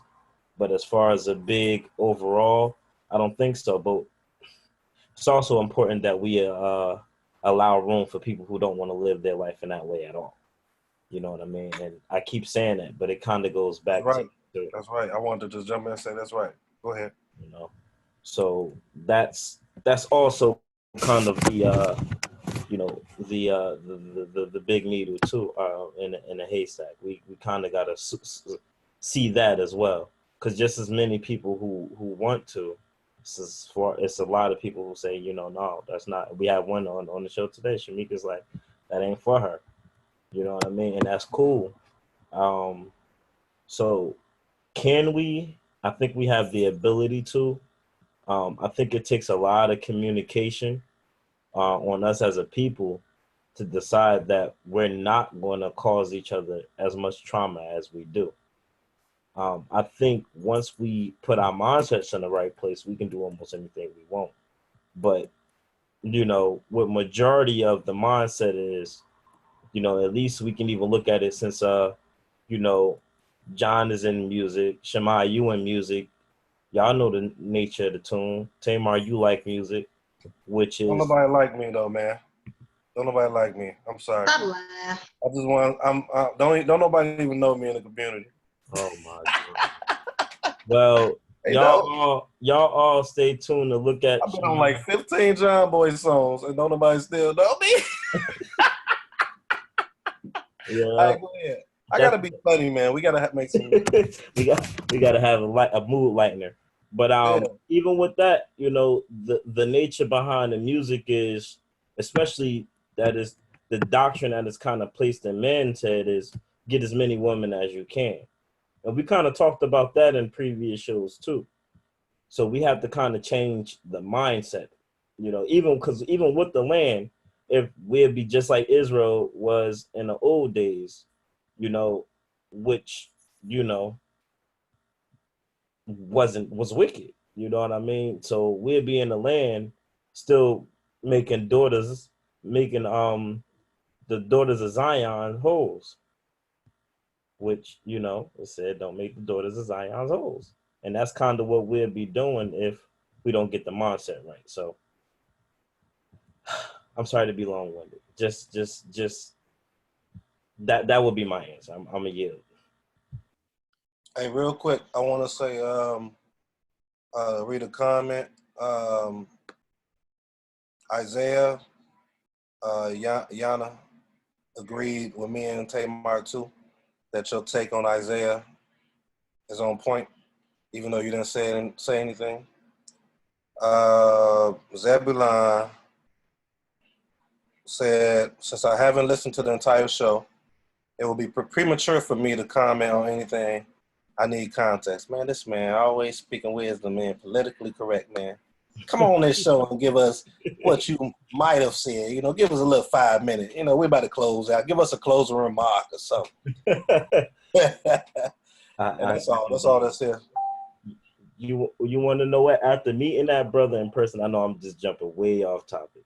Meeting that brother in person, exactly the way he presents himself on this show, and with that message that he just laid out, is exactly who he is, and that is refreshing. That's all. Tamar, take the show over. Indeed, Zebulon, I was trying to respond to your inbox, but my computer was lagging. So I wanted to say a few quick things, and then we could get into the last question that Shema, I think I might need you to rephrase it again. But the current narrative is that, you know, and I'm just speaking from the male perspective, from the things that I've heard the men say. Besides the possession thing, you know, people often quote. I don't say people often quote. You know, I think in Genesis where it says that the man will rule over the woman. They would use that, and then they'll also use the possession thing, which I think that's in Ecclesiasticus. And then, but then two other places, right? So Proverbs 29:2 says, "When the righteous are in authority, the people rejoice, but when the wicked bear rule, the people mourn." And then King David also said in 2 Samuel 23, I forget what verse it is, but he says that he that rules must rule in righteousness. This was his last words. So, having said all of that, do I believe that it's possible to do it? Yes, I do. Do I think it's possible to do it on a grand scale? No, because we can't even keep the laws that we got, that we know of. So we try to do a whole bunch of stuff. We try to step into our authority, airport authority as Hebrews, and then we try to do it all when we need to slow down and try to Shama's point, perfect the things that we are lacking on, and that we know we're lacking on, but we refuse to address them. So that's why we have all these issues. And I think that another point that we didn't necessarily touch on, but me and Isaiah talked about it earlier, is the concept of multiply wives, right? One wife, okay. I mean, 2 wives, okay. But if you try to do more than that, I think that's when a lot of confusion happens. And I, I would never say you couldn't have more than 2 wives, but I think when you start multiplying those things, it's bound to cause a rift at some point. And then knowing, as a man, knowing your limit, we look at we use our forefathers as examples, but you look at Jacob, who had 2 wives and 4 wives, really, with the handmaids. And he, I don't say he was stressed out, but I can only imagine. I can only imagine. So it's not that it's wicked or wrong. Polygyny is a beautiful thing in context, and it's not something that has to be done by everybody. But I think in small segments, absolutely, it could happen. But it has to be done by men and women who integrity follows them. Their character is known before you even meet them. Not just anybody. And so to that point, we can go into the last question. Shema, if you wanted to restate it, go ahead.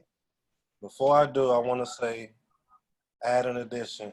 It's both, y'all. It's both. And I know Tamar was alluding to it because that's why she said the woman as well. But when she said, Jacob, she can imagine him being stressed. I can imagine the women being stressed as well. You know what I'm saying? Both parties. That's a lot of people. Imagine your home. But anyway, the question was, what was the question? I think the question was,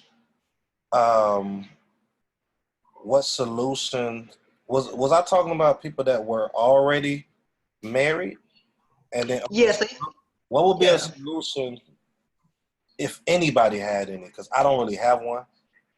Oh no, encouragement. I think it was for a sister that the situation was changed. If the contract was made in the beginning that they weren't going to do it, then all of a sudden this brother just did it, regardless. What type of encouragement would you give this sister? Because like the sister Yana was bringing out, some women, they I forgot exactly how she said it, but like basically kind of like scared, I guess. They stay in it, or maybe due to multiple things, multiple reasons. What would be your encouragement for them if it is a sister watching now or might be watching later when we post it on YouTube? What would be your encouragement for them? I think that could be, and then we can do our closing remarks. I'll go last. Isaiah Shamika, did you want to jump in? Sure. I would, my encouragement for her would be to not feel stuck, to not feel like she don't have an option, especially if it was in the contract and y'all talked about it beforehand and this was sprung upon you, because this is probably not correct in what I'm about to say, but because I guess nobody's supposed to be able to provoke you to sin or whatever the case. But it's 2 sisters who I know who have been forced into this lifestyle, and it has turned them into like vicious women. Like they spirit's so off, they so vindictive, they so angry, and the main reason is because they feel like there's no such thing as divorce. This is where I said I was being, I made a vow with him, he brought somebody else in. It was told to, let me make this clear, my husband, he don't want a second wife. He not against like other people who do it, and he don't believe that it's not right. He just don't want one. But some brothers, that same group of people tried to get him in and tell him that he can get another wife. And they was telling me stuff like, he can look, another sister could be walking across the street and he can look at her and say whatever he want to say, and nothing you can say about it. He can get another wife whenever he pleases, and he don't have to consider. He said, yeah, he can be considerate and consider talking to you about it. But he don't have to tell you nothing. He can do whatever he want to do. This is the narrative that is out there, that, and these sisters are believing that their husbands can get another wife without consulting with them, without their, like, quote unquote permission, and they have to just deal with it. And that's where they and they so broken because of it. And I would just say pray, fast, and leave. Boom. I love that. I love that last thing she said too. That last word she said. Leave. Go ahead. I'm going last though. Thank you for that, Shamika. Yeah, that's good. I'm gonna just add in what Isaiah wanted to say. He's preoccupied at the moment, but he said that women have as much grounds to divorce as men. He also said that I'm assuming it's important for her to keep her peace, and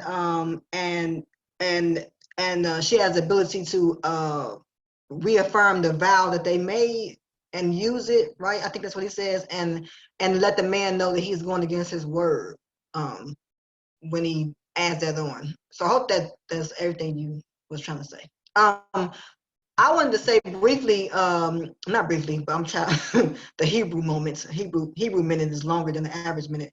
But I would say too that the issues where I see this thing kind of spiral out of control as far as a woman being in that situation. First of all, if you are a woman and you do not have a contract, you do not have a say. Sort of, right? Ooh. If you hold on now, let me, because people come to me with for counsel, right? And so first of all, if you don't have a contract, you're not married. Let's just put that out there. A woman, if a man sleeps with a woman that does not make her your wife, I wish people would stop saying that. It necessitates the contract, but sex does not equal marriage. Otherwise, two dudes are married. So the second thing is, if you are in a if you don't know, if you're in a covenant that does not have a written binding contract, you open yourself up to anything, and you don't necessarily have to stay because you're not really married, but you don't really have a stand. You don't have anything to stand on, because again, your word is your bond. So if your air quote husband has said, well, no, I'm not on that, and y'all get together and now he own it, all you got is his word, and unless you have a witness that affirms that he said that, it's really difficult to then take that to any kind of authority figure, as far as a judge, and try to reason around that. Even in the court of law in this country, you can't, the whole word thing is cool, but you got to have something written down to even have a case. The third thing is, if you have a covenant and there's nothing in there, or it stipulates rather that you're not on that, you do have grounds for divorce, because the person they are going against the vow, right? That's plain. And then it was something else I was gonna say, I forgot. But yeah, so those are the main things. Oh, no, it's not. The last thing I want to say, and I've been saying this for years, read your Bible, ladies. Stop waiting on a man or a woman to tell you what the Bible says. Read it on your own, pray for understanding. There's no reason why anybody should be ignorant in this age of, I think it's called the age of intelligence, or the age of, I forget what it's called. Information. What's it called? Hey, thank you. In the information age. There's no reason for you to be ignorant about the laws, because then you make yourself a constant sucker, and then you end up having side conversations about how he doing this to you, and there really ain't no way for you to get around it. So marriage is a legal construct, and all the stipulations that go with it, they have to be in there. And if you're in a situation where people are telling you these things, you are choosing to be in that situation, because you don't have to be in it, especially if you have a ketubah. You have a written agreement, or even if you don't have a ketubah, you went to the courthouse, that is adultery. So just want to say that. And I don't know if anybody have any additional. Oh, Shema, you going? Those are my closing thoughts too. But go ahead. All right, I'm not gonna be long-winded because it's 2:00. We normally try to hit it in 2 hours. I loved everything everybody was saying. I appreciate all y'all that tuned in. I thank Shamika for coming in. I really appreciate that. Would love John Boy to come in. I did a couple platforms with him on speaking, and he goes in. So he come on in too, brother. We just trying to bring out solutions and ideas that can help our community, man and woman, because that's the pinnacle. That's the top of the community. That's without man and woman, this thing ain't moving. So we got to come together. Again, I appreciate Yana. Who else? It was some more people in here. Zebulon came late, man. Appreciate you still coming in. You know, you didn't even have to show. Nick Torre, I think it's Torre. Hopefully I said that right. That's all I think I see. But as far as my closing statement or my advice is what I've been saying throughout this whole entire show, the whole platform, all the way to Blog Talk Radio. Contract. You can't beat the contract. That is your bread. That is your butter. That is why Yah has us under. No, I wanted to rhyme. But that's why Yah, or, you know, some people say, some people say higher, look, has us caught, because what did he do? After he showed us who he was, showed us his power, showed us what he can offer, showed us what he can do for us, then he gave us a contract and asked us, would we do it? We said yes. Anything you say, we will. That's why we stuck. Not to mention that contract was written too. Yes, sir. And it turned to be written, of course. Then he told Moshe to write this stuff down. My point is this. You write this stuff down, that contract is your, forgive me, I ain't trying to sound crazy, but your savior. Boom. Get you out. That's a thought. Say that again, Shema. Yeah, so I ain't trying to say like savior of a y'all or anybody like that, or any person you believe to be that, whatever, anything. I'm not saying that, but it is your savior in that moment. Oh, wait, we wrote this down. You said here. Oh, forget that. Oh, really? Okay, cool. All right, cool. Boom. That's it. The problem is our emotions, man. So we just gotta, that's all. I could go forever. So that's it, y'all. Another day, another topic. Not another dollar. Another day, another topic. Shalom, mishpacha. Oh, that's it. We done? Okay, so yeah, so great speech, everybody. You can say something? I can hold my peace. All right, love y'all. Most High will be back next week. Same Zoom channel, same. Stop making that joke. I said 12 Central Time, 1 Eastern with a new topic. If you have topics you want us to dive into, please inbox any of us individually or the show page, and we're happy to bring it up. And Shamika was brave and came on. Lady Power. Yes, more women. Come on now. Sisters, I see y'all commenting. Come on, ain't nothing. She needs to show her face. She just put her name up. All right, but we love y'all. We love y'all. Until next time. Peace. Enjoy the rest of y'all Sabbath. All right, you too. Happy Sabbath. All righty. Oh, like, comment, and subscribe. Yes. Yeah. Yeah, Love Language Roundtable YouTube. Okay, thanks. All right. How do I stop this thing?